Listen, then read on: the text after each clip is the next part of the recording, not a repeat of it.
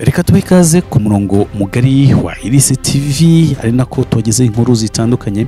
Ni inkuru ziba ziri kuvugwa tutabatindiye. U Rwanda rwatangiye kwishyuza igihugu cy'Ubwongereza agera kuri miliyoni 50 z'amapaundi. N'amafaranga bivugwa ko u Rwanda rwagombaga kuyahabwa mu byiciro bitewe n'amasezerano u Rwanda rwifitanye n'igihugu cy'Ubwongereza yo kwakira abimukira binjira mu gihugu cy'Ubwongereza banyuze mu mato mu buryo butemewe n'amategeko. Aya mafaranga rero arakabakaba cyangwa se arasaga miliyari 89 na miliyoni 200. U Rwanda n'amasezerano rwasinye mu mwaka wa 2022 ariko aza kuvugururwa mu mwaka wa 2023. Bidatinze impinduka ruzabaye muri guverinoma y'Ubwongereza hatorwaga minisitiri w'intebe mushya Keir Starmer winjiye mu biro muri Nyakanga 2024. Ingingo ya mbere rero yabaye guhagarika aya masezerano kuko we n'ishyaka rye ry'abakozi bemezaga ko iyi gahunda idashobora gukumira abimukira binjira mu gihugu cye bitemewe n'amategeko.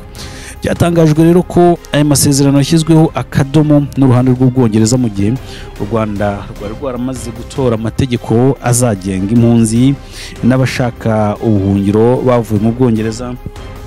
Hari n'ibindi bikorwa u Rwanda rwari rwatangiye gukora harimo nko kubaka zimwe mu nyubako zagombaga kwakira ababimukira, gutegura abazabafasha mu buzima busanzwe, amashuri, mbese muri gahunda zose zibashyira mu buzima busanzwe.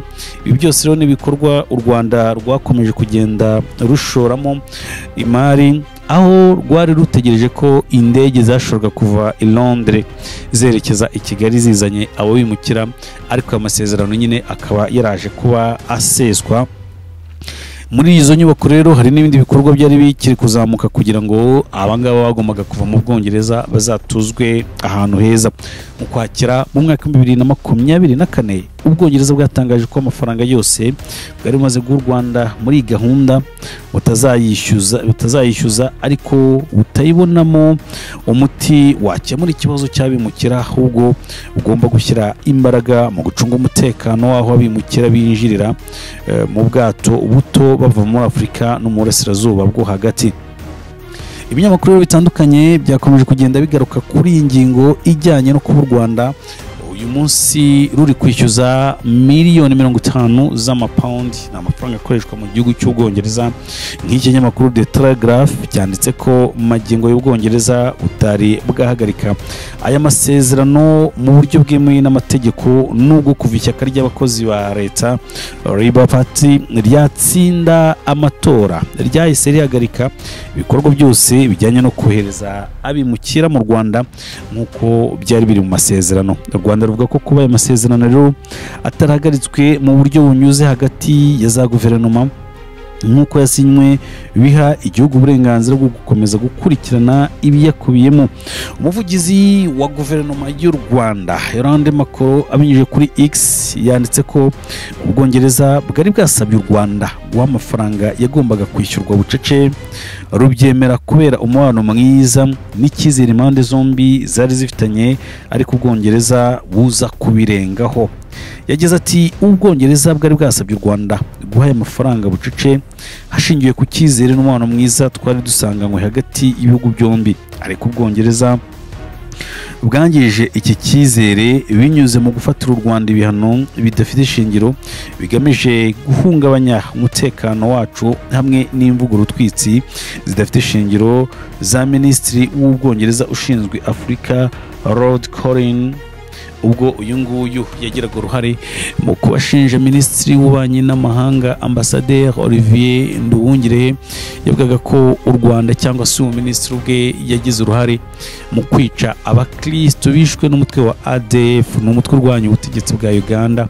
Abakristo bagera kuri 70 bakaba baraje kwicirwa mu rusengero, ibyaje gutuma uyu mugabo cyangwa se Minisitiri w'Ubwongereza aza kubeshya inteko n'abasenateri mu Bwongereza.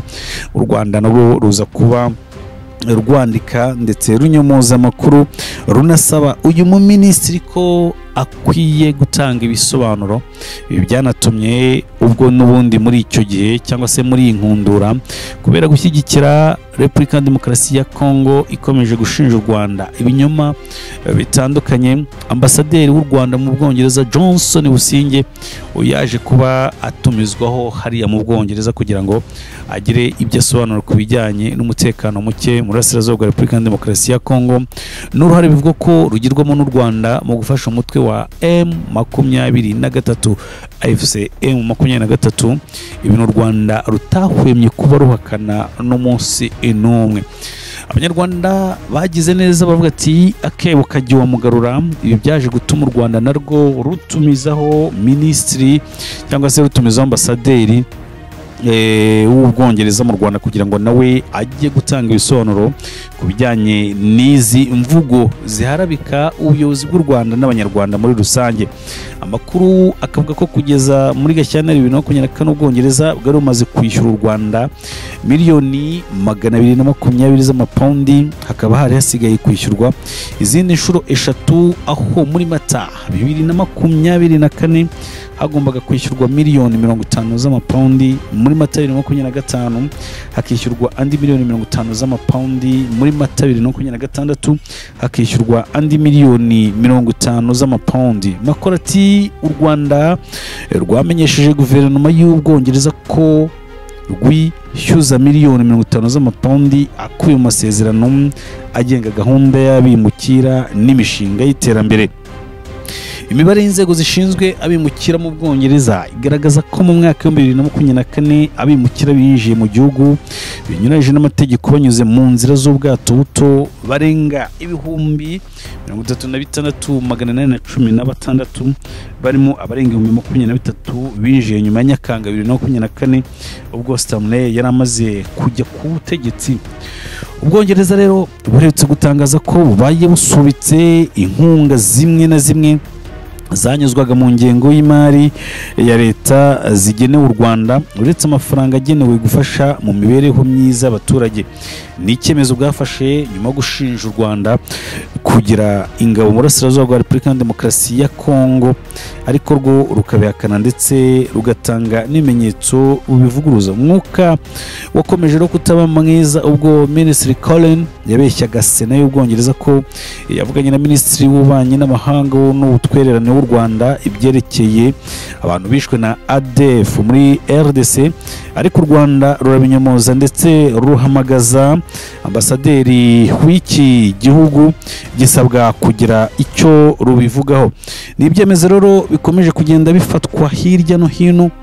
U Rwanda narwo rukavuga ko mu gihe aya masezerano nubwo bitanyuze mu mucyo cyangwa se n'ubwo Ubwongereza bwari bwavuze ko u Rwanda ku bijyanye n'amasezerano rwayavamo mu buryo bwa bucece, ariko byakorwaga kubera ubwumvikane n'umubano w'u Rwanda n'Ubwongereza byari bifitanye icyo gihe wari umeze neza. Ariko u Rwanda nanone rukuvuga ngo mu gihe Ubwongereza ubwabwo bwari butarikura muri aya masezerano, bivuga ko aya masezerano n'ubundi yarakomeje, ibituma rero n'ubundi u Rwanda rwo ruvuga ko nta kindi nta n'impamvu mu gihe Ubwongereza bwo bwahisemo gucana umubano n'u Rwanda aya masezerano n'ubundi agomba gushyirwa mu bikorwa akaba yakubahirizwa uko yari yateguwe. Miliyoni 50 z'amapaundi ni ukuvuga miliyari 89 na miliyoni 200 niyo u Rwanda ubu ngubu rwatangiye kwishyuza igihugu cy'Ubwongereza. Benshi bati ibi byari byabaye amabanga, abandi bati u Rwanda aho ngaho ni rwatangiye gukena, abandi bati nanone nta mpamvu yuko abazungu bakomeza gusuzugura igihugu cyacu, tugomba kuba twigira akebo nibyo koko kajya iwa mugarura. Nibe ibihugu nk'ibi bitangiye kwigiza nkana bigafatira u Rwanda ibihano mu buryo bw'amaherere, u Rwanda narwo rwagakwiye kuba rusubiza mu bundi buryo, cyane cyane ko burya politike uburyo ikinwa inkunga nyinshi n'ibihugu byinshi byo ku mugabane wa Afurika bihabwa inkunga, ariko se nanone izo nkunga ziba ziriho kubera izihe mpamvu? Burya nawe utanga inkunga adafitemo inyungu ibiro n'ibyo u Rwanda rwakomeje kugenda rugaragaza nyine mu bitangazamakuru bitandukanye, ruvuga ko uko byagenda kose mu gihe Abongereza ari bo bafashe ya mbere mu kuba bacana umubano n'u Rwanda, mu kuba bagira zimwe mu nkunga bahagarikira igihugu cy'u Rwanda, u Rwanda narwo nta kabuza rugomba kuba rwishyurwa amafaranga yari mu masezerano, na cyane cyane ko hari bimwe mu bikorwa remezo u Rwanda rwari rumaze kubaka. Ahangaha harimo ibibuga, harimo amashuri, harimo amazu, harimo n'izindi nyubako ndetse zikizamurwa hirya no hino zagombaga kuba zituzwamo abimukira bagombaga kuva mu gihugu cy'Ubwongereza. Ikindi ni uko hari abakozi bagombaga kuba bita kuri ababimukira bari kuva mu gihugu cy'Ubwongereza, nabo bari baramaze guhabwa amasezerano, amakontra n'indi mirimo.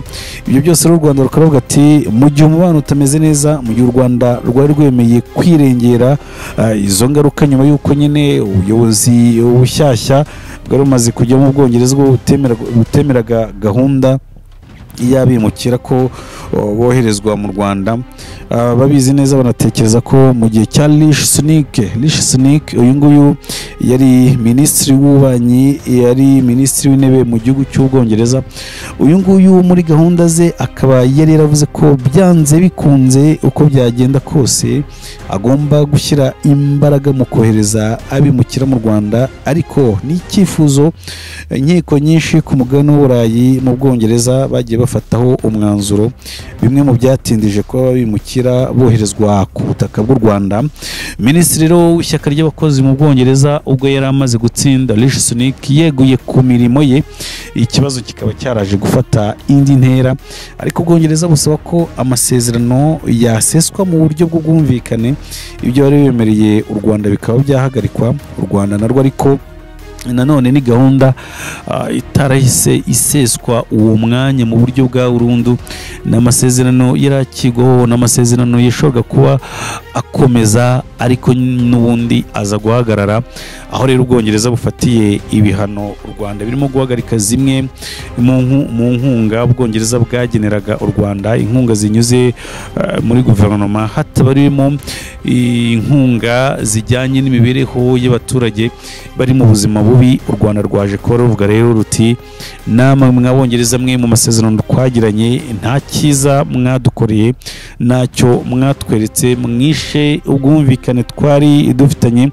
Ni nayo mpamvu uyu munsi natwe dufashe iyi ntego, dufashe iyi gahunda kugira ngo nimutwishyure ibyari bikubiye mu masezerano, igisigaye ni ukureba cyangwa se gutegereza icyo leta y'Ubwongereza iza kuba itangaza kuri bene aya masezerano, cyane cyane ko u Rwanda rwo rwari rwahisemo kubiceceka kubera nanone igitutu cy'imiryango imwe n'imwe mu Bwongereza, igitutu cy'amahanga, aho yari yakomeje kugenda agaragaza ko bidakwiye ko abimukira mu gihugu cy'Ubwongereza baza mu Rwanda. Nyamara u Rwanda rwo rwari rwarateguye byinshi cyane byashoboraga gufasha mu guhindura imibereho n'ubuzima bw'abimukira bagombaga kuva mu gihugu cy'Ubwongereza.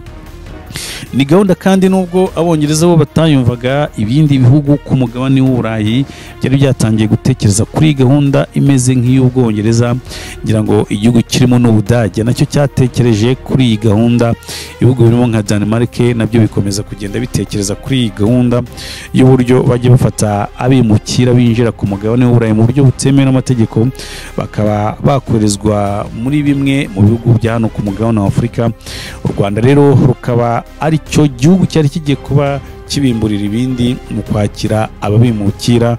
Gahunda yaje guhindurwa n'ubuyobozi bushyashya bw'igihugu cy'Ubwongereza, rero bwari bwahisemo no guhagarika amafaranga bwatanze ku bwumvikane, ariko nanone u Rwanda rwo rukavuga ngo mu gihe umubano wacu wajemo kidobya, mu gihe umubano utameze neza, mu gihe hari byo twari twarashoye kandi twizeye ko umubano uzakomeza neza, mu gihe umubano utameze neza, bimwe mu byo twashoye igihugu cy'Ubwongereza gikwiye kuba kibisubiza u Rwanda. Reka rero tubihange amaso, dutege amaso icyo icyo leta y'Ubwongereza iza kubivuga ku bijyanye n'iki giciro cyangwa se ku bijyanye n'aya mafaranga u Rwanda ruri kwishyuza, ubwo tuza kuba tugenda tumenya andi makuru tukaza kugenda tubagezaho uko bimeze, niba leta y'Ubwongereza koko ishobora kwemera kwishyura aya mafaranga cyangwa se nibe hari andi masezerano cyangwa se nibe na gahunda yo kohereza abimukira, na cyane cyane ko uyu murongo wo kuba Ubwongereza bwakohereza abimukira mu Rwanda, uyu murongo cyangwa se ibi byifuzo byari bitararangira. Ubwo rero amaherezo andi makuru tuza kugenda tumenya nayo tukaza kugenda tuyababwira. Mukomeze mukurikirane Ilisi TV, ni umurongo wanyu, ni umurongo mugari wagezaho inkuru zitandukanye, ni umurongo mugari wagezaho ibitekerezo, ariko namwe tosaba kugira ngo mujye muduha ibitekerezo byanyu biratwubaka, natwe dushobore gukomeza kubana namwe 5 kuri 5, ariko tunabagezaho amakuru mashya kandi meza. Bye bye and ciao ciao.